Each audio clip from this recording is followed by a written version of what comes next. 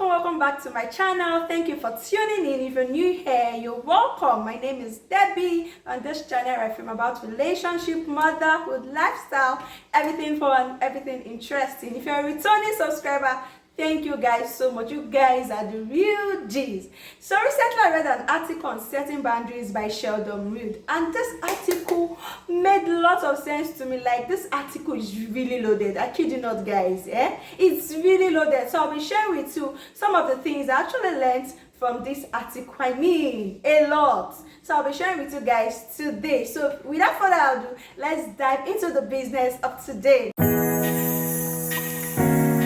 So guys, I'm here today with my jotter. I actually jotted down some points and some definitions. So when you guys see me looking down, I'm probably reading from the book. So many people have this mentality that when you create boundaries for yourself, you're trying to look down on other people, or probably you're trying to talk shame other people. No, that's not the case. When you create boundaries for yourself, you're trying to communicate to other people that they should not exceed a particular limit. You're trying to keep your sanity intact. You're trying to maintain your sanity. You know, some people are fond of invading other people's privacy, but when these boundaries are set, things like this can be avoided.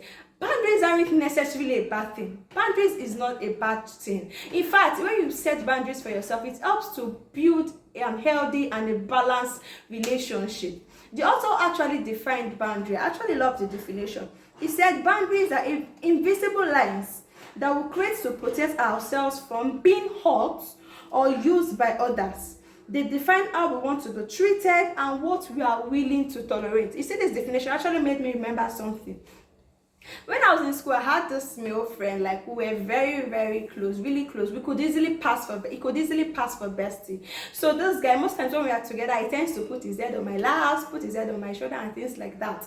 At first, when he started doing, I'm like, okay, we are friends and things like that. But it's continued. I had to tell him, I said, guy, I know we are close here, but I don't appreciate the fact that you put your head on my legs, you put your head on my shoulder. I don't appreciate that. So I had this time, how to set boundaries. See, when you don't set boundaries, it tends to put out wrong signals to people. Just imagine people saying him puts a head on my laps, puts a head on my shoulder. They will think we are dating, and which was not the case.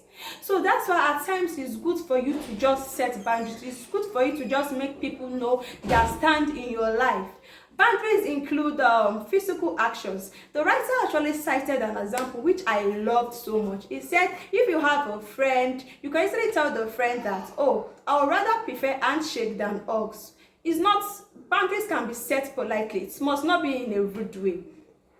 He said something again, which I will say. He said communication. When setting boundaries, communication is very, very important. You need to communicate to the people you are telling your boundaries that this is the reason behind why I am actually setting this boundary. They need to know. They need to know that, okay, this is what this person is trying to avoid. This is what this person is trying to achieve by setting these boundaries. So the writer actually divided boundaries into two. He said we have healthy boundaries and we have unhealthy boundaries. So for healthy boundaries, he subdivided it into three. He said we have physical boundaries, we have emotional boundaries, we have financial or material boundaries. So for the physical boundary, the writer actually said this boundaries is a necessity for us to set these boundaries as human, because it will help you feel comfortable and safe, not just to strangers alone, but also to close friends and close relatives. He actually cited an example on this. He said that some people that takes other people's phone even without their consent to go through their messages,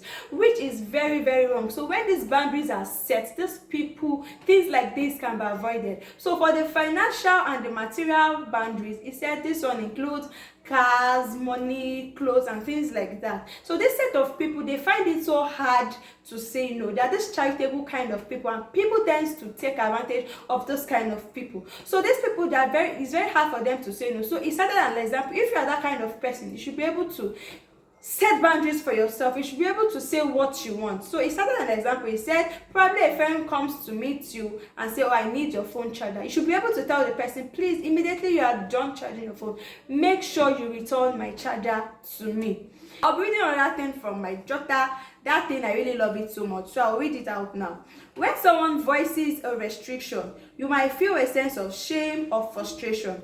Keep in mind that you're not losing anything, but gaining knowledge of what makes the person in your life feel safe. Without healthy boundaries, a relationship or friendship can become toxic and unsatisfying, and this might affect the well-being of your relationship. So why not respect other people's boundaries? If you are someone that continually ignores other people's boundaries, you might risk these people of being uncomfortable and unsafe with you. So the bottom line of all this is that we should learn to accept people's boundaries. We should learn to acknowledge people's boundaries, because these people actually know what is best for them. We should learn to apologize when we overstep or we cross the boundary. You know, we are all humans. We tend to make mistakes. He also said something. He said, if you are the person that have already created boundaries and someone overstepped that boundary, you should be ready to tell them every time, all the time, because these people tend to forget sometimes that boundaries you've created. The summary of all I'm saying is, we should learn to accept, we should learn to acknowledge other people's boundaries. If these boundaries they've set can make them comfortable and happy, why not? This article is really loaded. Like, it is loaded. You guys will want to go through it. I really can't share everything I read on it. I'll put the link in my description box below, so you guys can go read the article yourself. Come to the end of this video. Do well to like, share and subscribe, and I'll see you again in my next video. Bye.